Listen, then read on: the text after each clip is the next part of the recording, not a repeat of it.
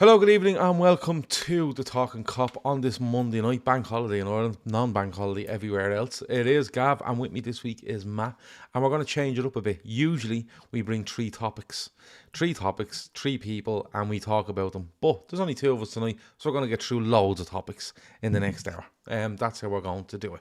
If you're in the chat, you're very, very welcome. Hit like so we know you're there. If you have anything from the weekend's football or anything football in general that you'd like to talk about, throw it in there and we'll throw it up on screen and we'll try read it out and we'll try discuss it. Matt, how are you? I'm doing well. I would have been doing better if I had a day off of work, but you gotta take them where you can get them. In positive news, though, there might be another day off work coming. I see that the British King has been diagnosed with cancer, so might not need to wait 70 years for. Might not need to wait another 70 years. Right, so you get a day off if there's a new king announced, is it? Is that how it works? Well, I don't know. There's only been one dead monarch in my whole life, so and I got a day off work for that one. So they've set a precedence. Okay, good start. Jesus. What we're going to look around is the Premier League this weekend. Anything that happened, or any football in general. If there's any talking points you want to bring up, people will bring them up. But let me start. And I want to start with this. And a time of going to air, as we call it, and by that I mean about 10-5 yesterday or whatever they were beaten. Roy Hodgson still has a job as a Premier League manager. And I cannot for the life of me get over this. Because firstly, the results are appalling, right? And secondly, he seems to come out nearly every week, if not twice a week, throwing his players under a bus, telling fans like there's nothing really to be excited by here. I don't know why he's watching. Things like that. And how is he still in the job? Like, please explain this to me. Like he's trying to get fired. Like, has he signed the contract that says, I stay till the end of the season regardless? He must have. Yeah, he's going to come out and say, it was in Jurgen's interview he did there where he said, I know that I can't be sacked. And so maybe Hodgson's got that. But honestly, it looks like he's trying to. It really looks like he's trying to. Like, I know that Crystal Palace team, when you take Eze and Elise out of that team, they are poor. Those two are, if they're going to get any sort of results, it seems like it will be entirely off the back of Eze and Elise. But what he did on Sunday, where it comes out, where he was told by the medical staff that he wasn't fit to play, and he brings him on and then has to take him off because, shocker, he's injured. I mean, it's shades of Sturridge. Yeah, and I still blame that man to this day. Not Elise, Roy Hodgson. I still blame him to this day for the demise of Daniel Sturridge, because in the summer of 2015, he on the first international break, and I've said this loads, he goes away with England. He's clearly told, listen, this is the way we work with Daniel. This is the way he trains. This is the way he recovers. This is what we do with him. Roy Hodgson went, yeah, no problem. Turn up for England, and he just fucking ran him into the ground. And he comes back injured and literally spent the next 4 years of his Liverpool career injured or very close to it, and ruined them. But like, I'm looking at Crystal Palace, right? I think I'm trying to see where they sit in the. So currently, they sit 14th in the league, 5 points above the drop zone. Okay, and if you look at it here, right, so let me just go through. Let's go back to, let's say, the start of December. Okay? Start of December. So these are the results since the start of December, okay? Which is 1-1 draw at West Ham, 2-0 defeat at home to Bournemouth, 2-1 defeat at home to Liverpool, a 2-2 draw with City, which was a bit mad, a 1-1 draw with Brighton, a 2-1 loss to Chelsea, a 3-1 win against Brentford, then followed by a 0-0 draw with Everton in the FA Cup. They get beaten by Everton in the FA Cup, they get trashed by Arsenal, they narrowly beat Sheffield United, and they get stomped on 4-1 by Brighton, who are like, that's their derby. Brighton is their derby.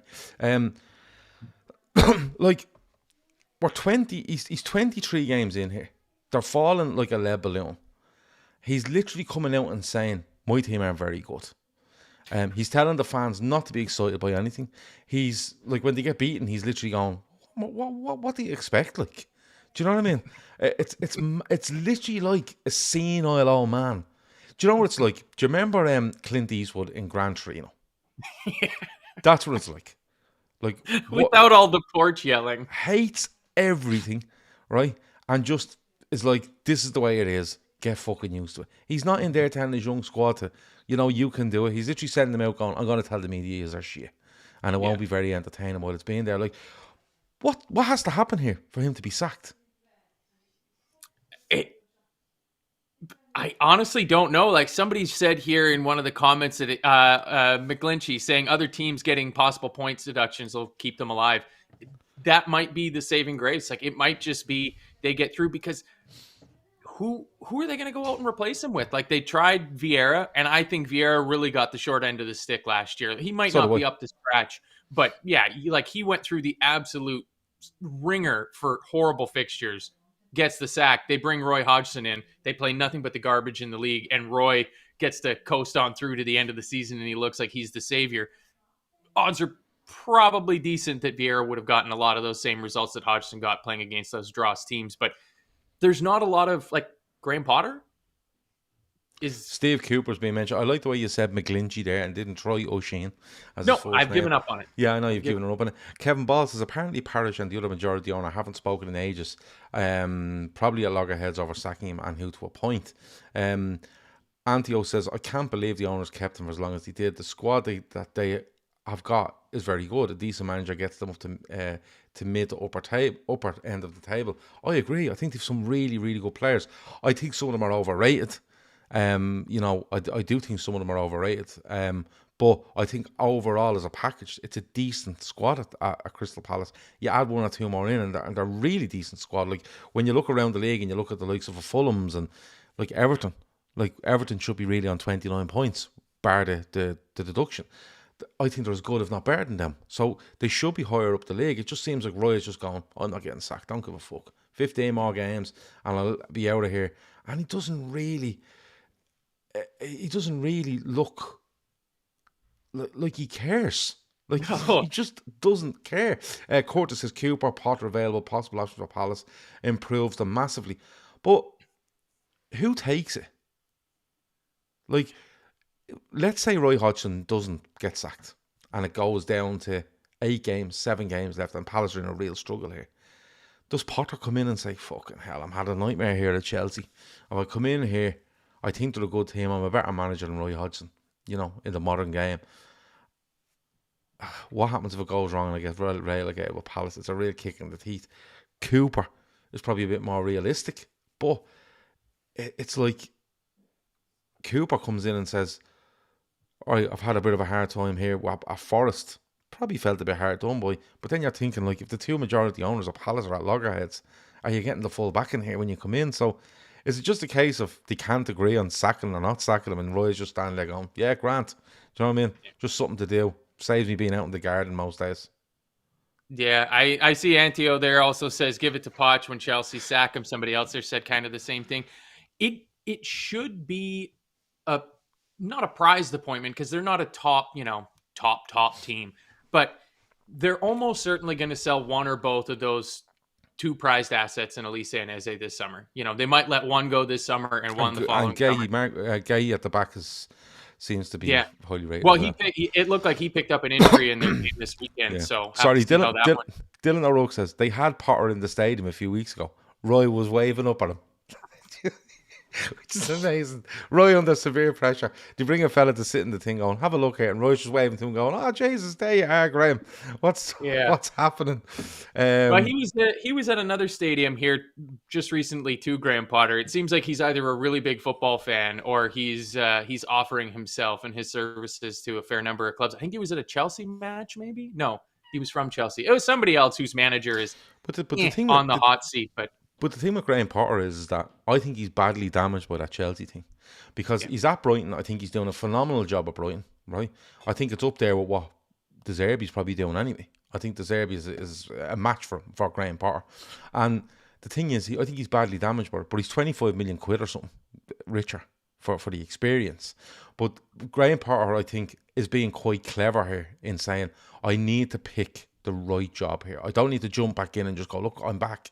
He needs to pick the right job because Graham Potter is highly rated and was highly rated at Brighton and was highly rated when he went into Chelsea. I thought he was a bit hard done by at Chelsea because of all the changes that was going on at the time. And you've seen that even when Poch comes in. Poch doesn't know half the name of the players because there's that many of them. But the thing is, like, if Graham Potter comes in, no matter how good he is or how highly rated he is, one more bad job, and you know Well, he'll you're have to piss, start over you're again. He'll pissing have to against go the back wind. to Yeah, he'll yeah, have to yeah, go back to Sweden and yeah. start from the bottom and It build really his. is, yeah. And just on the Elise and Eze stuff, like, before we move off, man, I just still can't believe the fella has a job. And someone else is there. Another news: Warnock is back in the job, 75 years of age, up at Aberdeen. Um, yeah. So there you go. He's gone to Well, Aberdeen in that's him. Scotland. That's him off the market then. So Yeah, and he like 75. Neil Warnock still doing it. Just not into retirement. Too much energy going on there with him. But just on Elise and Eze, like. Elise has been linked with Man City in the summer. I remember he was heavily linked. He's been linked with Liverpool, definitely, as one Liverpool have kind of kept a tab on.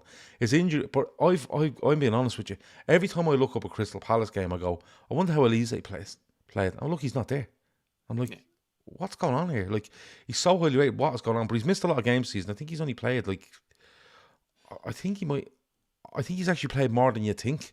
But when he's out, there's a big deal made of it. But like, surely Elise should be turning around going, I'm not going on the bench. I'm not fit. And that could genuinely, Eze plays an awful lot of football, but that could genuinely scupper a move to what could be a top 4 team for Elise. yeah. It absolutely could, couldn't it?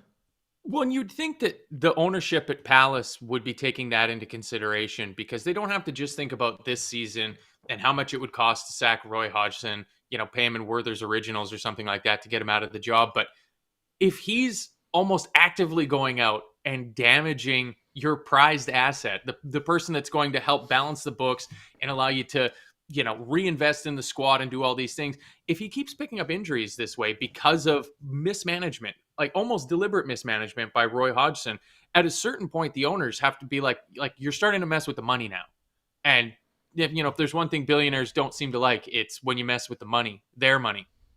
Uh, yeah, it's tough. I mean, Elise was injured in the summer at the under-21s with France.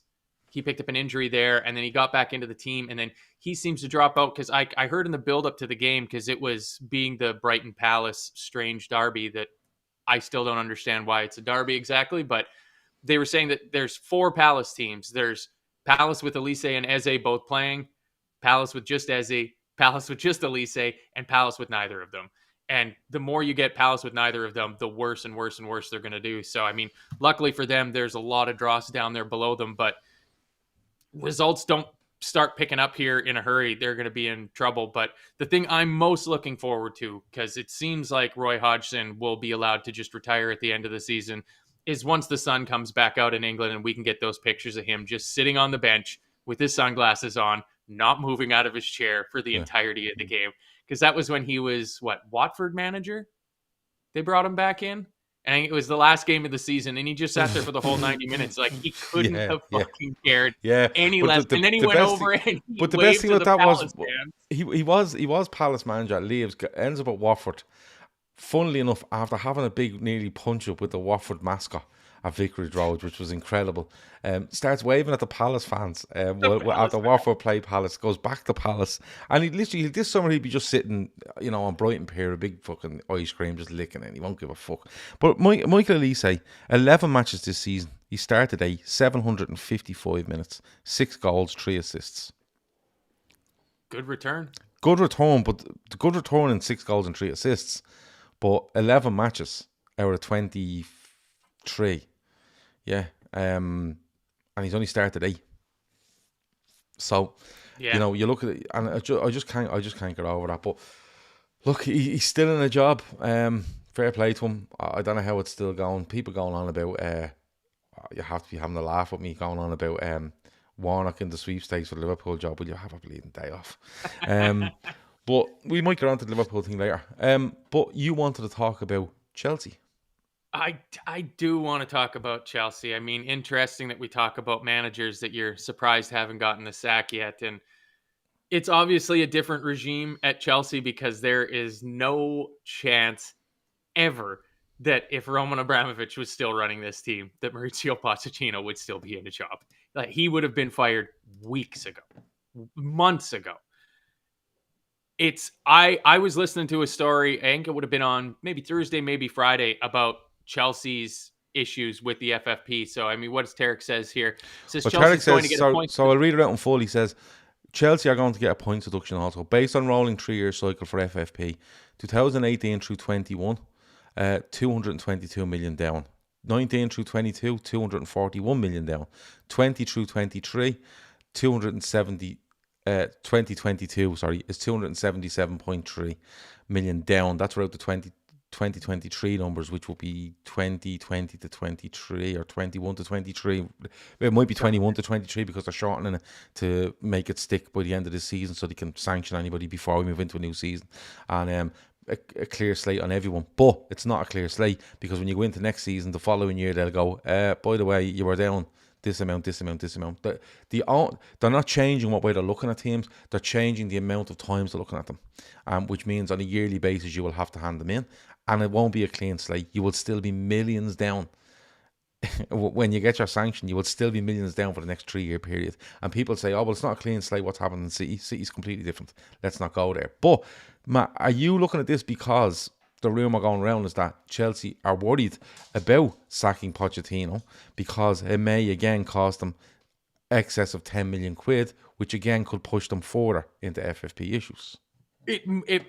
It's almost certainly going to, because I was listening. I can't even remember what podcast it was on. One of the, newspaper podcasts, something like that, talking about this, and they had a finance guy on. And currently on the books, and for probably the next 2 years of the rolling PSR financials going through, there's a £40 million hit on there for Graham Potter. Yeah, that includes both buying him and his staff out of Yeah. their Brighton contracts, which And wouldn't then have been that much money, and and then then paying them off. immediately paying them off to sack them. And that money's not going anywhere. So that's going to sit on there. Well, you got to think. They brought in Pochettino. He brought in his entire staff with him, presumably. If he gets the can, they got to get rid of all of those guys along with him. You're looking at probably 20 million. That's just a negative. And it was the word I heard on this podcast was that they need to sell 100 million pounds worth of players by the end of this June. Yeah. To balance the books, to get anywhere close to balancing the books. And if you look at the figures of Everton and the points penalty that they got, Chelsea look like they are in a serious amount of trouble. But the bigger issue here is, right, and this is how I understand it, and I could be wrong. So if people want to correct me on it, absolutely fine. Because I was having a discussion about this the other night with regards to Chelsea, and somebody said to me, should I just sell 2 players for 50 million? Right? And I was like, yeah, but that's not how it works, because most transfers, so let's say Chelsea need to sell 100 million worth of players, right? Now, I know they can go down the whole homegrown route. You sell them, it completely comes off the books because it's marked as all profit. You can take all of that money, even if you're paid over installments, it can come off your books because it's homegrown. But if they have to sell players that aren't homegrown, and let's take Nkunku as an example. Nkunku was signed for 70 million, right? Which was probably over 7 years, 10 million a year for 7 years, right?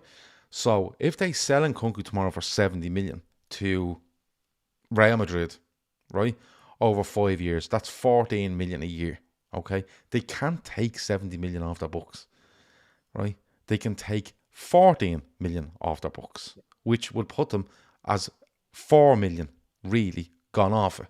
So you started at 100, now you're at 96. That's how it works, okay? Because the amortization on it is the fee is spread across the contract, okay? Yeah.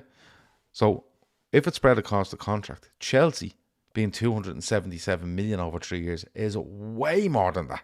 It's fucking way more than that, right? And if they sell a player for 70, okay, they have to go, right, yeah, but hold on. You owed out this for all these years, okay? So they'll come off your books for the next 5 years. But this 70 will come off at 14 ago. Do you get me? Yeah. And that's where somebody was saying it to me during the week, saying that's where their problem is, and that's why you have to go for the homegrown, because there was no fee on that.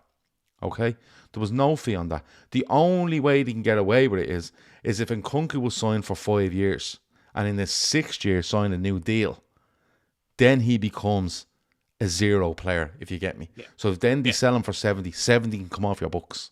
Or 14 can come off your books, depending on how you're being paid. But it's still only around 14. Do you get me? Yeah. But it's no, sorry, the 70 will come off because you're only paying his contract. Do you get me?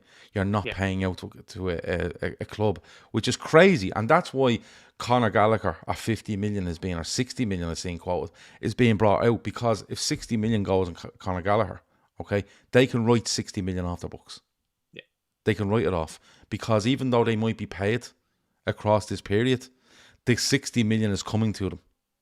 Do you get me? The 60 million is coming to them. They don't owe anything. So they can take that 60 and put it off now, okay? But against that, they can't use it again across the term of Conor Gallagher's new contract going forward. And that's how I understand it. And that's why the 100 million, while it doesn't sound as a lot, it is a lot. It's absolutely a lot. And unless you get somebody to come in and say, there's 50 million quid up front for this player, okay, which doesn't usually happen, and that's why the Saudis are kind of coming in there. But it sounds like a shitload of money and a shitload of messing, Matt, to get done by the start of June, because you have to remember, end of June, is it? End of June, yeah, before the window even opens. Well, the window actually opens in the middle of June. Yeah. Right? It opens around the 12th of June, I think. Officially opens where they can move from the 4th of July, because most contracts end on the 30th of June. But the window opens around the 12th, I think. 100 million profit, says Sean, by June. Yes, which means if you signed three Nkunkus for 70 million each, right? If you bought them for 70 million each and you sell them for 370s, yeah, you can only take 14 of each of them. That's how it works. That's how I think it works. If anyone else out there want to tell me it's wrong, but I don't think it is, because someone was trying to explain it to me the other day, because I was trying to wrap my head around it. But coupling all that, do you feel a bit sorry for Pochettino? Or did he just know what he was going into? Because we've seen it happen with Potter, and Pochettino still went in there. Yeah, it's hard to have a lot of sympathy for anybody that is willing to take that job. Like, all the warning signs were there. Last year was a shit show. It was, a 3-manager season last year for Chelsea. It was, you could see the writing on the wall. The way that Todd Boehly is running that team, he doesn't seem to have a firm grasp of the rules, or he just doesn't care. Like, it's entirely, I think a lot of it is Todd Boehly thinks, or is under the impression, that the rules in terms of financial fair play, profit and sustainability, whatever you want to call them, in football are going to be the same as baseball, which is a luxury tax. You can go over the salary cap and you get taxed on it. You get taxed pretty heavily. There's brackets, I believe. If you go over by a certain amount, you get taxed an even higher percentage of it. But it's just money. And he's got lots of money. So if this doesn't have a points penalty to it, then the plan is working for Chelsea. They can continue to do what they're doing, and it's not going to make a lick of difference. But as soon as the penalty becomes a sporting one as opposed to a financial one, that changes everything. And a lot of people in the comments there, Ashley L for one, saying they need to sell players like Gallagher, like Colwell, Broya, they're academy prospects. First off, or anybody that's into a second contract. Who's yeah, that? I'm not too sure, because I don't know. Because Prakar Singh says, I don't know if it works like that. This think selling players puts money entirely for FFP straight away. No, it doesn't. It doesn't. Because what happens is when Chelsea, and I keep using Nkunku, and I'm sure anyone watching now is like, will he stop fucking saying Nkunku? Anybody listening tomorrow is probably thinking the same. But let me just say this to you: when they sign Nkunku, right, for 70 million. Now, that could have been a buyout, so it's probably a bad example. But when they sign a player for 60 million quid, right, they aren't giving 60 million up front. They simply aren't. They're saying, look, we'll give you 60. It's going to be an 8-year contract, right? So you're going to get 7.5 million a year, right? I think that works out about right. So we're going to give you 7.5 million a year. So on their books, it's only out at 7.5 million a year for the next 8 years. That's why everyone thought Chelsea are being really clever here, right?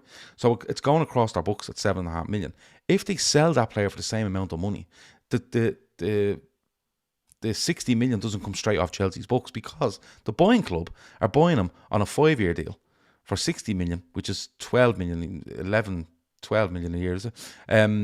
Yeah, I 12 love million. watching you do Yeah, math. yeah, It's no, it great. is. I'm trying to think of loads of numbers here. And I'm quite good at maths. 12 million a year. So what happens is Chelsea can't go, oh, we sold him for 60. Yeah, but you're not getting 60. You're getting 12. So that's how it comes back. The only difference is if they sell a player in a second contract or a homegrown player. The second contract really means that you are gone beyond the buying phase of the club you bought him off. Now you're into the phase where he's a Chelsea player and he's under Yeah, contract to Chelsea and his value is now achieved, really. You know, the sort yeah, of way. yeah. And He's been that's where paid it off. is. His transfer to bring him in is paid off. That's done. Now we can sell him because there's no actually payments left on that player. Exactly. Um, It looks like Thiago Silva might be the only one at Chelsea that's currently on a second contract. And I'm honestly struggling to think of anybody else that's there because they have so many young players. And when you do what they've done of spending these enormous amounts of money on extremely young players and giving them extremely long contracts, you are basically saying this squad has to work. It has to work. And if you take out Levi Colwell, he hasn't been world class. He hasn't been setting the world alight, but he has been a solid, consistent player for them, playing out of position for Chelsea. Conor Gallagher has been the pick of their midfield, which honestly isn't hard, which is strange because the other two cost a combined $250 million. yeah, but I'd still. Someone else asked there, would you take any Chelsea players? I'd take Enzo Fernandez in a heartbeat. In a heartbeat. Honestly, For the price we paid for McAllister, sure. yeah. Well, I'm not doing 110 million on him, but like if you ask me who I'd take, yeah, I'd absolutely take him. Prakar says signing and selling works differently for the purpose of amortization. Tell me what it is then. Tell me what it is. Because if it works different, why are everybody going on about homegrown players that cost Chelsea nothing to get them out of this? Why is it? Why is that? They're not talking about, because like honestly, if you told me Chelsea had to sell 100 million worth of players in the summer, I'd go, that'll be easy. They Easy. pick any fucking trade, they've all been shy. Get them 40 million a player, 120 million, done. But that's not how it's going to work. People keep talking about the homegrown stuff. So if it is different, Prakar, please explain it to me. Because it was the way it was explained to me the other day is that by being clever and spreading it over 8 years, over the term of a contract is clever because it goes into your books as a smaller rate. Okay, getting it back in over the years can't be put in as, oh, we've got 50 million from it. It doesn't matter if we're getting it over the next 4 years, we're getting it. So just if you can explain to me, by all means do. But what do you see happening there, Matt? They're gonna have to sell some players. It's almost certainly they're gonna flog. Uh, the Chelsea hierarchy must be crossing their fingers that Armando Broja tears it up at Fulham and increases his value, because as it stands, if he carries on with the way that he's been playing the last season and a half, 25 maybe 30 million you get for him.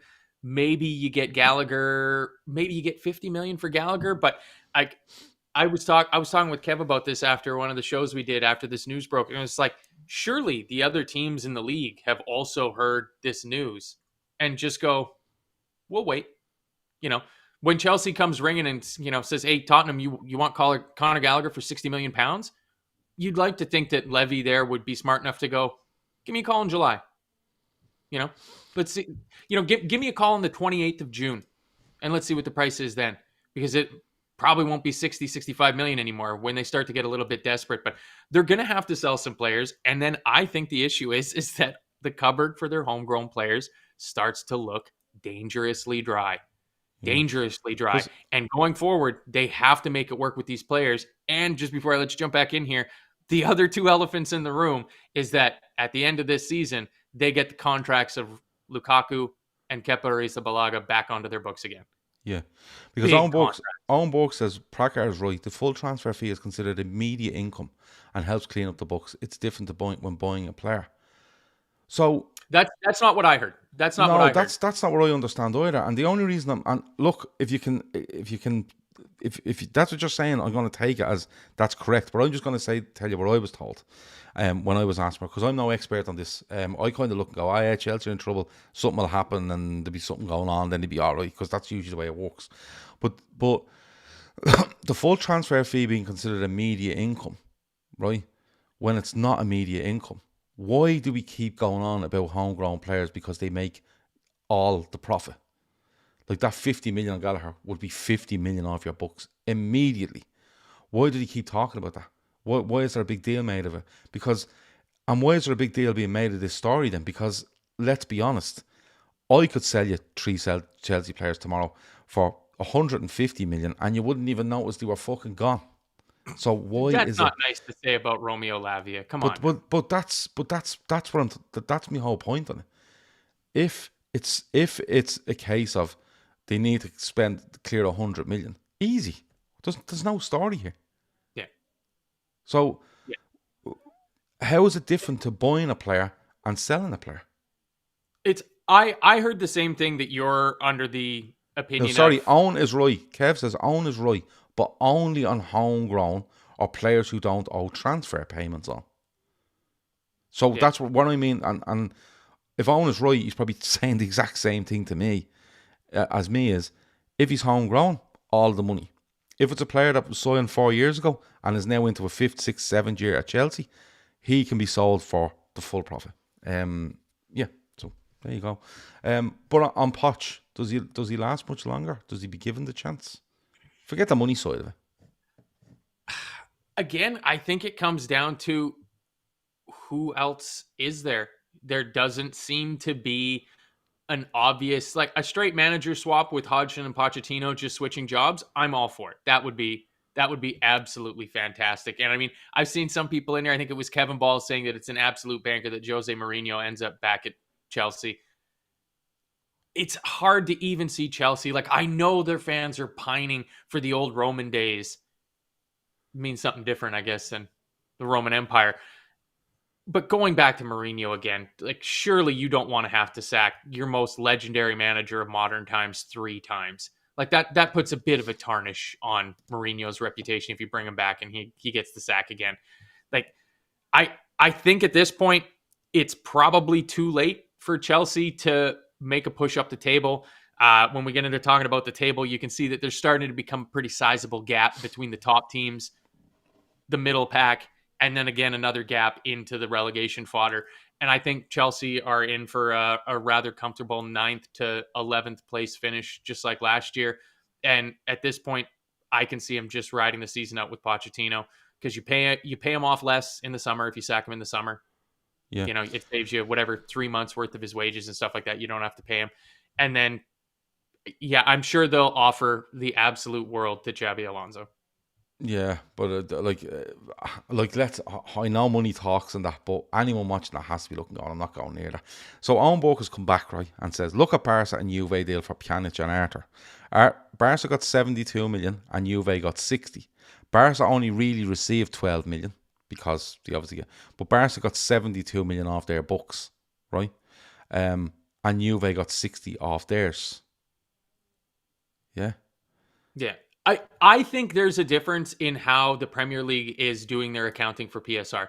I think that might be because Nay says where the difference is. Nay comes back and says, yeah, but wasn't Arthur in his second contract the same as Pjanic? So that's the thing. It all depends where their contracts are.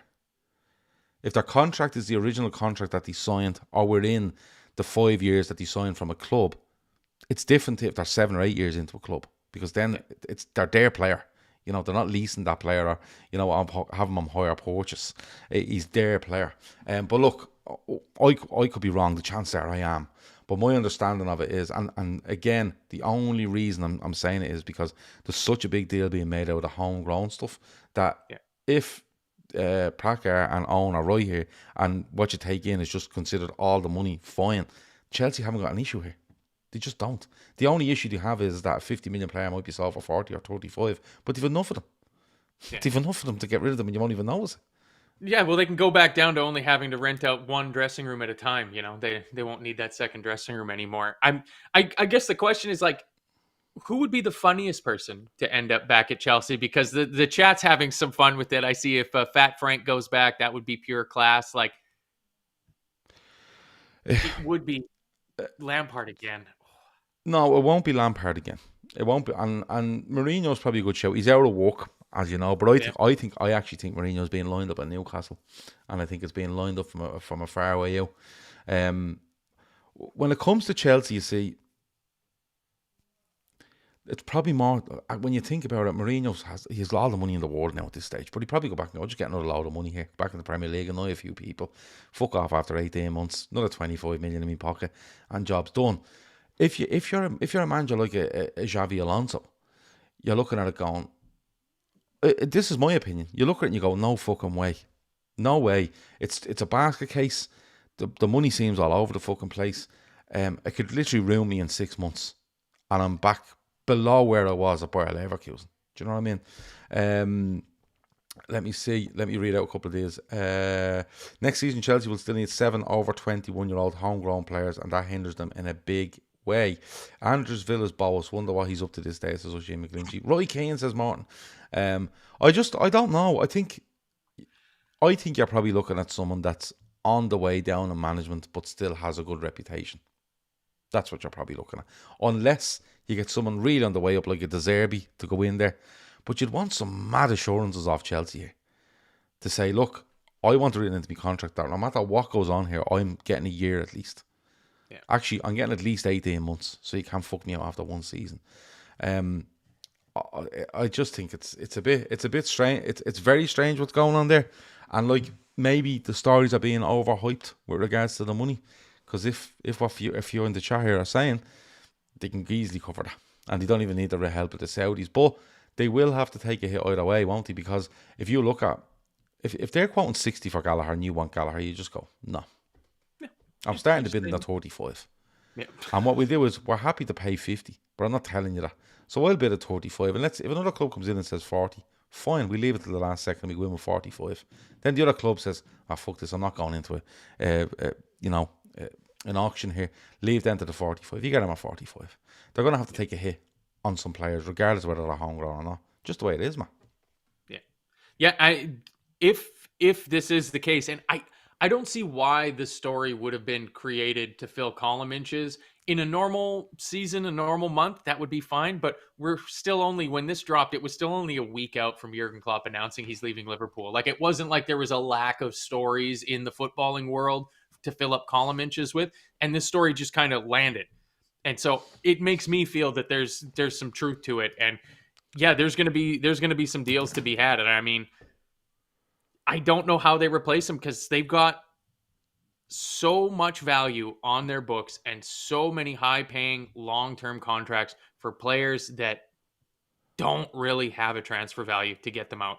You know, even if you want to bail on a guy like Marc Cucurella, you're taking a huge loss. I only thought of him the other day. Is he still at Chelsea? Yeah. Yeah. Yeah. Yeah. Doesn't play. No. Do you know what? I don't know. This is weird, right? But I noticed that the guy that was at Spurs and went to United on loan, he's now at Brentford. Yeah. Right. And I was like, fucking hell, when did that happen? Didn't even know that happened. Right. Was he on 6 months to United, and then just when the 6 months was up, he went to Brentford? Okay.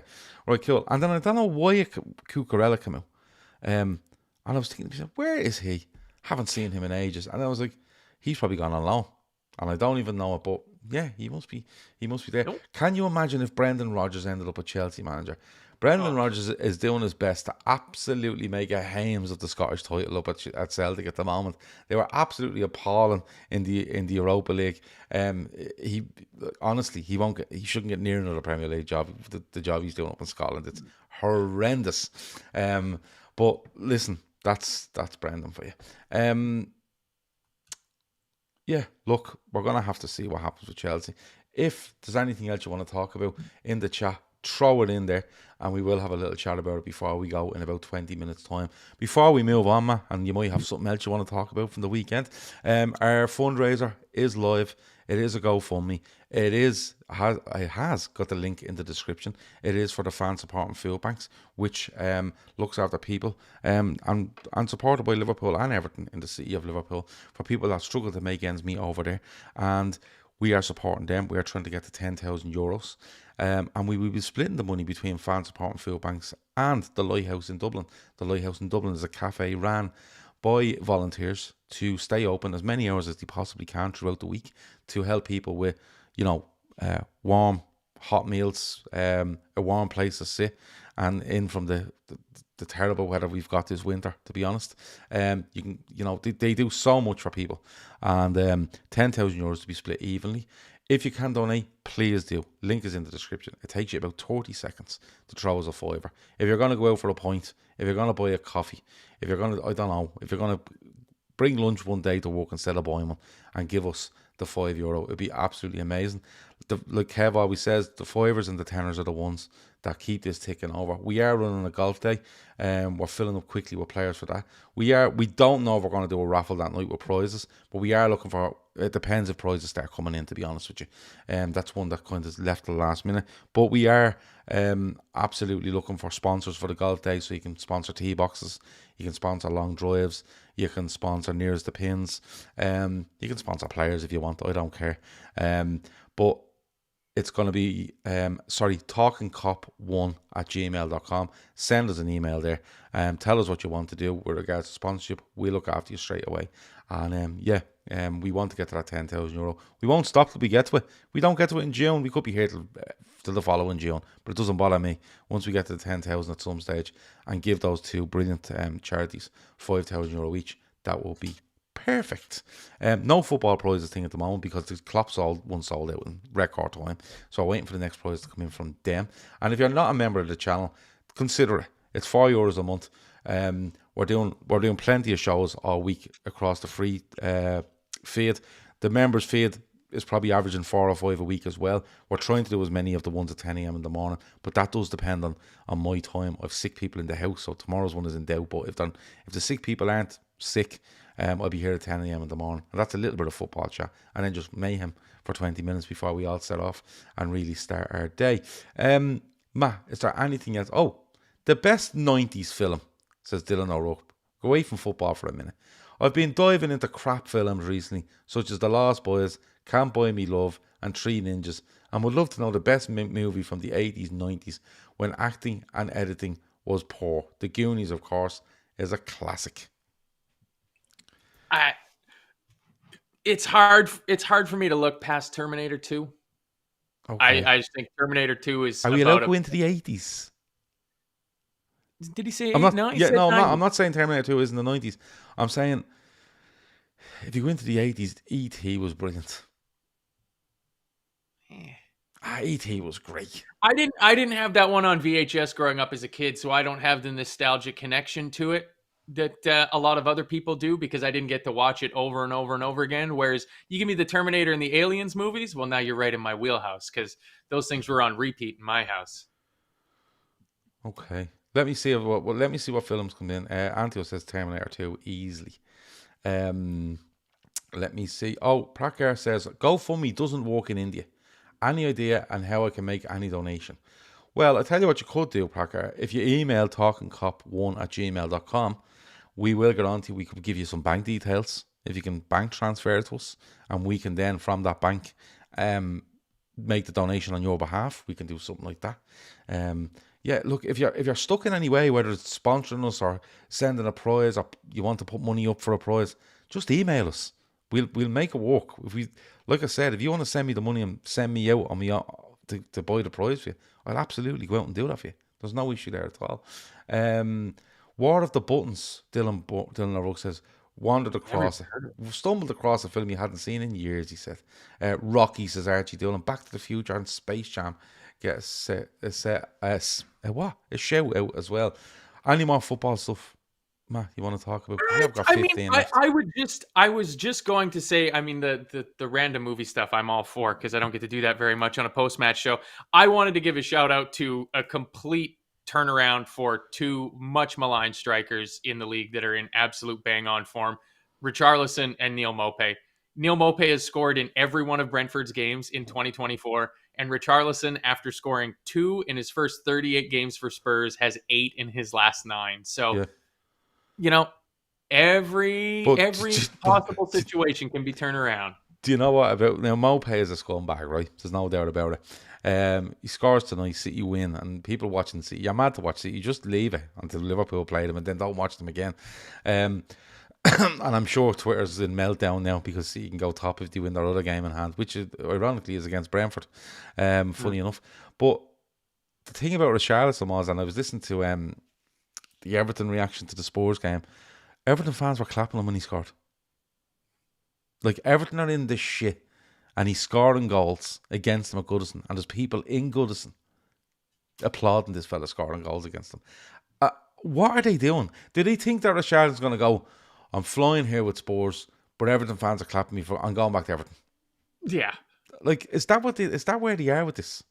Well, it makes Ashley L says there. Anyone see the Everton fan punching an empty Richarlison jersey? And that was in a Absolutely WhatsApp or phenomenal. it's so funny, and at the same time of like, it is so sad that we've come so far as a species, as humans. We've been to the moon, we've got telescopes that are a million miles away from Earth, but we still live in a world where a kid has to say his favorite player is Richarlison. Yeah. That's sad, isn't it? Like, that is just sad that you have to cheer for a team and end up saying my favorite player is Richarlison because he is just a shit bag. But yeah, I'm happy that young fella was able to get his anger at Richarlison out by. Do you know what? Give a shout out to Rasmus Højlund as well.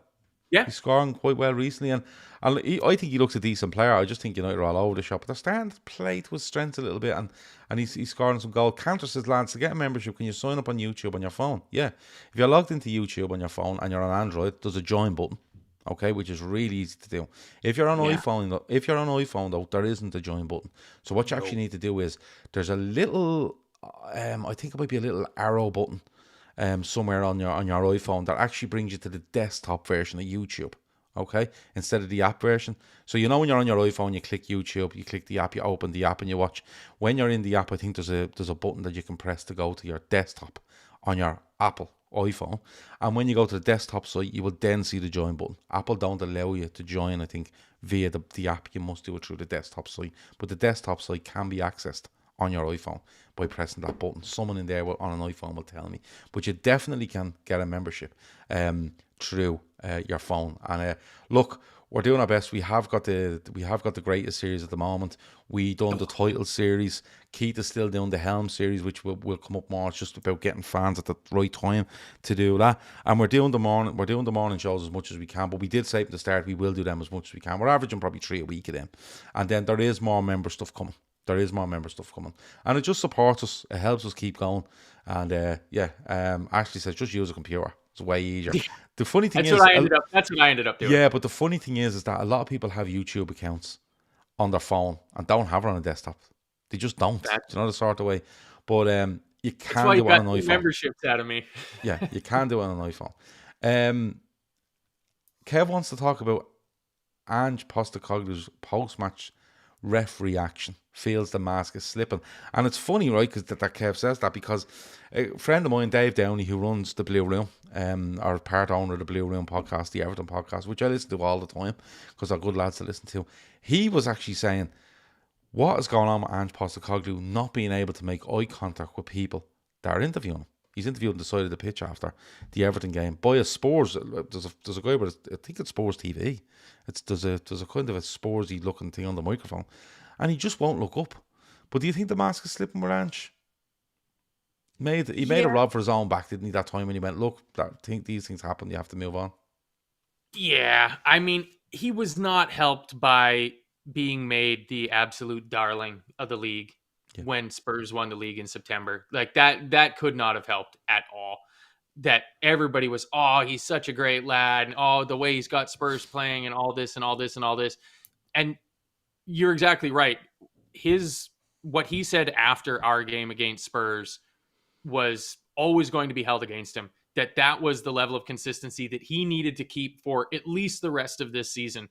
And if he wavered from that at all, he was going to get hammered on it. So I didn't actually see any of his post-match stuff. I don't consume a lot of the Liverpool post-match stuff and almost none of any other team stuff. So I'm happy that it's slipping for him a little bit because, and I mean, Spurs are still in and around there. Like the top 5 there's a 6-point gap between Spurs in 5th and United in 6th.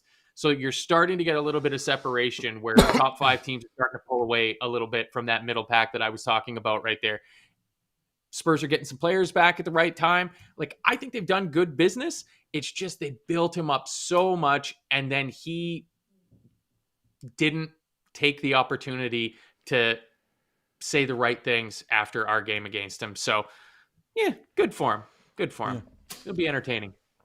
Owen Book, 90s have the best movies of all time. American Beauty, Reservoir Dogs, Seven, Leaving Las Vegas, LA Confidential, The Big Lebowski, Boys in the Hood, Goodfellas, Shawshank, Fargo, Pulp Fiction.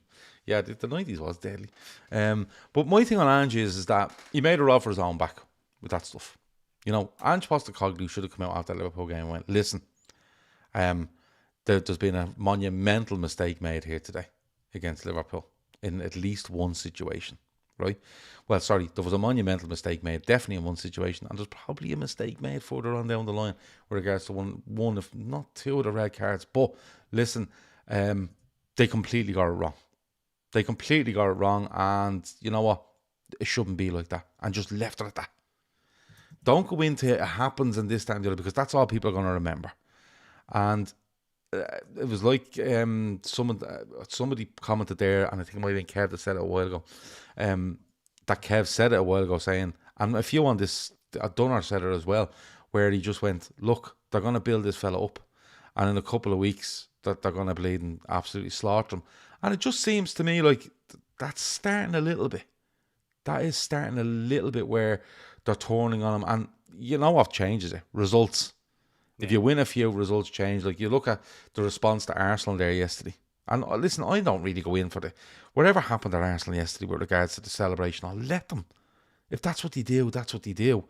But my only thing on the whole thing was yesterday was like, and I'm not excluding Liverpool supporters in this, because I think they were some of the worst. It was like literally writing off Liverpool's season after that yesterday, which was off the wall, bleeding mad.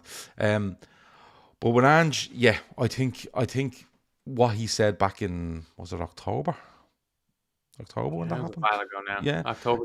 I think they've kind of just left that sitting there stewing and waiting, and yeah, that could be one of those. Prakar said he could have just deflected the question. He just didn't need to support the refs. He didn't need to support anyone or not support anyone. Just say it was wrong. It shouldn't have happened. But I don't know what I'm meant to do about this. Can you move on to the next question? Because that would have been a really good. For such a good lad that everybody wants to go and have a pint with and stuff like that, like a joke would have just worked so perfectly there. Yeah. Like, you know, he could have just been like, ooh, I wouldn't want to be Howard Webb after that. And you just move on to the next question. Yeah, exactly. And you just kill it. But when you keep going on about it, it's not good. Let me see what else we have here. O'Sheen said he made his bed with that angle. He wouldn't allow Liverpool walk one in after the mistake was shown. Wow. Yeah. Oh, no, sorry. I've read two completely different things at one time there. You did. O'Sheen says, made his bed with that angle, so has to deal with decisions going against them. It's part of the game, because that's what he said. And Kev said his mistake was saying he wouldn't allow Liverpool walk one in after the mistake was shown. Yeah. Were Liverpool looking for one to be walked in? I'm not too sure, because they couldn't really do anything. They didn't really know what was going on till half time. But yeah, look, I just think Ange, unless, like, he'll be okay if Spurs keep getting results. But if they get results like they did the weekend, even though it was a 2-2 draw, they will. The media will just mold you. That's just the way they go on. There's no grey area. They're either for you or they just hate you. Do you know what I mean? And they'll want you out. But he still seems to have the backing of the Spurs fans, so maybe the media won't bounce too far on him. And he should have the backing of their fans, because they are exciting to watch. And I mean, yeah, there's still, like, I think it was Kev mentioned the Spurs DNA. That's still there. It will take a while to evolve that out, if it is entirely possible to get rid of that Spursiness in the DNA. But there's no question that Spurs this season under Postecoglou are a much more entertaining team to watch than Spurs have been since probably the Pochettino era of Spurs. Yeah. And that's all you hear from the Spurs fans, is that they don't care if they win anything. They just want to watch attractive attacking football. Yeah. So, and the thing, like, don't get me wrong, I thought it was ludicrous what he done against Chelsea when down to 9 men. Ludicrous, right?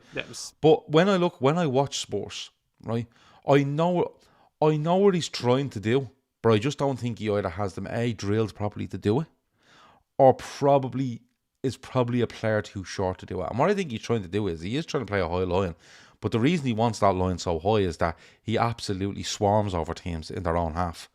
You know, like Liverpool used to. Liverpool used to swarm all over you, and all you could hit was percentage balls up. And he has got the pace at the back to sort that out. Anyway, any more football stuff before we go? Is there anything on your mind football-wise before we go, Matt? Or would you just like to throw 90s movies at me? No, I'm just happy to see that there's some people here in the comments. Of Brian O'Halloran came and said to me that he now understands what I meant when I said after on the post-match show yesterday that we still control our own destiny. Just win all of our games. That's all that matters. Like, It is not panic stations yet. Everything is fine. If you watched any of the game today, which was probably a poor decision, City can be got at. The City, hey, Canters, you figured it out. Look at that. Yes, he did. Canters figured it out. He's a member. What a legend. You just found a computer, I bet. Canters just went, fuck this iPhone. Just, give me the bleeding laptop there in a minute, will you? I need to log into my YouTube. That's exactly what happened. But look, it is in our destiny. It is, but my whole thing on this is, and people always say to me, like, do you really think Liverpool can win the league? Yeah, I do. Yeah. Of course I fucking do. At the start of the season, did I think Liverpool could win the league? Yeah. Did I think it was probable? No. Where would you settle for? Just get top four. Get top four. Shawnee was always banging on to me, get top four. And I was like, yeah, I'm completely with you, Shawnee. But I always start out the season thinking Liverpool can win the league, right? And where I stand with this at the moment is, and it's coupled a little bit with what happened with Klopp 10 days ago, wherever it is now. Enjoy it. Because you don't know what's coming after this. You really don't. Liverpool have a fantastic squad of players, right? They have a fantastic infrastructure at the club. They are set up now with regards to stadiums, training, whatever it might be. They're losing 4 big people at the club. Their manager, their assistant manager, their head of all the training and all that, and the other lad, I can't remember, his name always goes out of my head. The German lad, I can't remember his name. Anyway, Cromwell. Oh, Kravitz. No, is it Kravitz? Bob Blinders, Peter Kravitz, and Vitor Matos. Yes, that's the 4. Sorry, Cromwell's in there somewhere. But what I'm saying is that we don't know what's going to happen. Would we like Xavi Alonso? Yeah, I would. I think he makes the most sense. He hasn't got the most experience, but I think he makes the most sense, right? But we don't know how Xavi Alonso goes. We could literally be sitting here this time next year going, lads, we're 5th. But Xavi is, he's still fucking getting things done. A bit like Ange Postecoglou. And we might just have to settle for that. Okay? But all I'm saying is, and I'm not telling you what to do, and I'm not telling you how to act, but my opinion is, and my advice to people is, enjoy it. Yesterday wasn't enjoyable. But don't let it get you too down. Liverpool haven't done that in an awful long time. They've lost 2 games in 34 in the league, going back into last season. 2 in 34. One of those was Spurs away. One of those happened to be Arsenal yesterday. But I tell you something, I actually take defeat at Arsenal than I would say going away and losing to Forest. Because that's just unacceptable, right? Yeah. But we shouldn't lose. If we lose to Forest away in a couple of weeks, I'd be apoplectic, right? But you can come on the post-match show. Yeah, but enjoy it. Just enjoy it. See where it goes. Liverpool may win no trophies. Liverpool may win 4, 1, 2 or 3. We don't know what they're going to win. But at the start of the season, put your hand on your heart and say to yourself, Liverpool will be top of the division going into February by 2 points, possibly 1 behind, right? But as of the 5th of March, Liverpool are top of the division. Okay, they still have to play the nearest challenger, which will be Manchester City. They've Arsenal now out of the way, right? Haven't been good against Arsenal this season. Enjoy every second of it, right? Because this is genuinely, you're down to the last 15 league games under Jurgen Klopp. You're down to possibly the last 25 games under Klopp in all competitions. Just enjoy it. And wherever it gets to at the end, you can. My thing always is, at the end of the season, have them lads put in everything they have. Yeah. That's good enough for me. You can argue over whether they're good enough or they're not good enough or they're finished or they're not ready. We can argue over that. Just support them between now and the end of the season. Enjoy every minute of it. Enjoy them being Liverpool. Enjoy what we have, because what we have, I think, is quite unique in the footballing world with us and Jurgen Klopp. I think it's quite unique. So when it gets to the end of the season, let all the dust settle and see where we are. And we might be celebrating loads. We might be fucking in the doldrums because we haven't won a thing. But at least say you can enjoy it. Because what happens is if you get to the end of that season and you have won a couple of trophies and you haven't enjoyed it, as much as the last day of the season, you're like, yay, you'll sit back a couple of days later and go, I was a fucking misery through the whole lot of that. And I'll tell you why I'm saying that. Because Sean Lawson in 2020, and he doesn't mind me saying this, in 21-22 when Liverpool were going for the quadruple, right? Going for the quad. I sat with him watching the European Cup final when Liverpool were beating Real Madrid, right? And he was a fucking nightmare.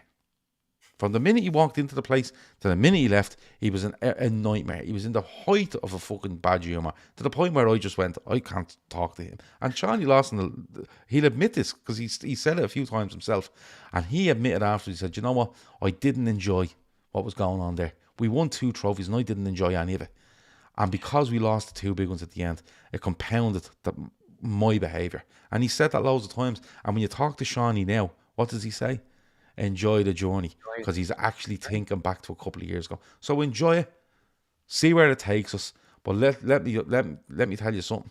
Jurgen Klopp and them players aren't going to let you down for effort. They might make mistakes. They might get a couple of bad decisions against them. They might win a couple of trophies. They might win fuck all, right? But they will not walk away from that season without giving everything they have for you. So just go and just ride it and see what happens. That's where I will be on it. Yeah, and Thor had a comment there a little earlier. It says, lads, what if we're getting our players back at the right time? Our injuries were in December and January. Now we could have a stronger squad for the business end. That's the sort of thing that I'm on board with, because I go into every season not only thinking we're going to win, but I think we're going to win 38 of 38 games. Until you start seeing the team play and you go, okay, well, we're probably not. So, I mean, this season, it's City is the only team where I can, unless I'm, trying to be down on it. But I have such confidence in the team that we have, the players that we have, the coaching staff, everything, the spirit around the club, all those intangibles that you can't measure. It might not even be real things. Just the myth of Liverpool Football Club, the power of Anfield, stuff like that. I don't see why we can't do it. So until mathematically it can't be done, I think we're going to do it. And you have to enjoy it. Because, I mean, that season, that was when I decided I can't wait any longer. I'm just going to go in, free up a couple of $1,000s from the old bank account, and I am going to Liverpool because I want to be able to say that I was there for a game during that season. Now, granted, it was a loss at home to Inter Milan in the Champions League, so I didn't pick a very good game to go to, but that's part of that enjoying it part, because I probably would have been about the same for the 13-14 season. And then you finish that season, you come up a little bit short, you're absolutely distraught and broken. And then in a year and a half's time, you're going, Jesus, what I wouldn't give for 13-14 again. Yeah. Yeah. And that's what it is. Like Antonio says, if Verge's post-match interview doesn't get you behind the team, I don't know what does. Yeah, like it's just like I always say, where are you on January the 1st? And where are you on March the 1st? Okay? And when it comes down to March the 1st, you will know where Liverpool are with regards to a title race, because on the March the 9th, they play City. Okay? Yep. So it probably won't be March the 1st. It could be like the 2nd or 3rd of March when the game before City is played in the league. And you'll know where it is. Okay? And stuff will happen in that meantime. That Arsenal thing will happen. We play Burnley, okay, at the weekend, right? And then I think we play Burnley next weekend, which is the 10th. I think we have is there an FA Cup game thrown in there or fucking something? Then we're away to Brentford. Then we have Luton at home. Then we have the League Cup final. Then we're away to Forest. So there's loads going on. But look, just take it as it is. And the game before we play City, see where we are. If we're a point behind, bring it on against City on the Sunday. It'll be mayhem. If we're a point ahead, bring it on. Same thing applies. It doesn't matter what's going to happen. That City game, if we're within 1 point or ahead by 1 point or level or any chance to get closer to City or go above them or stay above them, Anfield will be absolutely rocking. And then players won't let you down for effort. We don't know what's going to happen. We could get beaten. But just enjoy it. Enjoy every minute of it. It's gonna be fucking great. It's gonna be absolutely brilliant. Brentford, Luton, Forest is the next 3 after Burnley. So there you go. Right, eminently winnable. Those should be bankers. Well, they're the ones. If you want to win a title, you have to win. You have to. Yes. You have to win. Absolutely have. You have to Yeah, go. absolutely. Like I can get them up now. I'm nearly sure it's Brentford at home. I know Burnley home, Brentford away, Luton home, Forest away is what Cantor says. Then City at home. So we're Yeah. home away, home away, home away. So sorry, just in full. It's Burnley at home. Burnley at home. Brentford away the following week. Then on the Wednesday we play Luton. Then we play the League Cup final. Then we play Watford or Southampton in the Cup. Then we're away to Forest, which is the 2nd of March. And then after that you will know where Liverpool are. Then they play City at home. They go away to Everton, home to Brighton, away, home to Sheffield United, and blah blah blah carries on. Right? Just stay with it. Just stay with it. You can't change what's going to happen anyway. Just stay with it. All right. Chris says we're here for the moaning. Look, we moan sometimes, but I just think from if you look back at the start of the season where we were, what we had to do to this squad. If you look at the announcement by Jurgen Klopp 10 days ago and factor all that in, I just think, in my opinion, the only way you can do this is to enjoy it. It's the only way to do it. There's no point sitting there, in the doldrums for the next 3-4 months. There's just no point. Do you know what I mean? Brentford and Luton will give us a good test, but we beat them, says Kev O'Sullivan. Listen, fucking right. I'm not the ultimate optimist, because I do like, if I see something wrong, I'll say it. But don't be surprised at what happened yesterday. Absolutely kicks Liverpool up the hole, and some teams start to feel it against Liverpool over the next 4 to 6 weeks. That's all I'm going to say. Because Liverpool, did they rest in their laurels? Were they a bit tired? I don't know. But that was a shock to the system yesterday. Not that you were beaten. The way we played was a shock to the system. And those players are better than that. And I think they'll want to show it. And there is players coming back. Salah will be back soon. Endo's out of that Asian Cup. They'll be back. Szoboszlai will be back. Don't worry about it. Robinson's on the verge. Trent is back now. Bradley will be back. There's loads coming back. Thiago's turning up. They're all the bleeding boys are back. It'll be all good. Just let's just get on the cans and see where it takes us. We're going to go. I will do my best to be here at 10 a.m. in the morning for you members. I will do my best to be here at 10 a.m. But as I said, there's a couple of patients in the house at the moment, and we're trying to see early fitness tests in the morning for them to see how we are. The poor dog is not looking too healthy over your shoulder there. No, do you know what the dog does? The dog gets up on the sofa, gets really comfortable, gets warm, gets down off the sofa, lies on the floor, which is colder, obviously, and then in 5 minutes' time, he'll jump back on the sofa. He just jumps up and down. I don't know why he just doesn't find a semi-warm place to lie that's comfortable. The funniest thing is, the place he lies the most on is just a normal towel laying flat in the hall on a wooden floor. That's what he likes. They're weird dogs there. Anyway, that has been the Talkin Kop for Monday night. Thanks a million to Matt. Thanks a million to everyone in the chat. Thanks to Cantors. This show is for Cantors who became a member. Fair play to him. And, also, Morton got a membership. Somebody gifted a membership, and Morton was awarded a free membership. So 2 new members of the Nippy Carpathians bar. What's this tonight? Yeah, that was tonight. Hold on. Oh, yes. Okay. Johnny Doyle gifted one Talkin Kop membership, and Martin was gifted a membership by Johnny Doyle. Nice one. So Martin's in. Fair play to Johnny Doyle. You can do that as well. Oh, there's a little tip for you. If you're on YouTube, you can go into your settings and you can hit to accept gifts. So if someone randomly throws a membership into the chat, you may be in line to get it. There you go. Antios says, great show. I feel so much better now after yesterday. Well, you would do, because if you start comparing yourself to what's going on at Crystal Palace and Chelsea, Liverpool is the bleeding business. It's the great place to be. Anyway, we're gone. We will talk to you tomorrow. We hope to have a show at 10 a.m. in the morning. We'll sort something out for tomorrow night as well. Like I said, we try to keep as many shows on as many mornings and as many evenings as we can. Talk to you in a bit. Thanks to Matt. Over and out.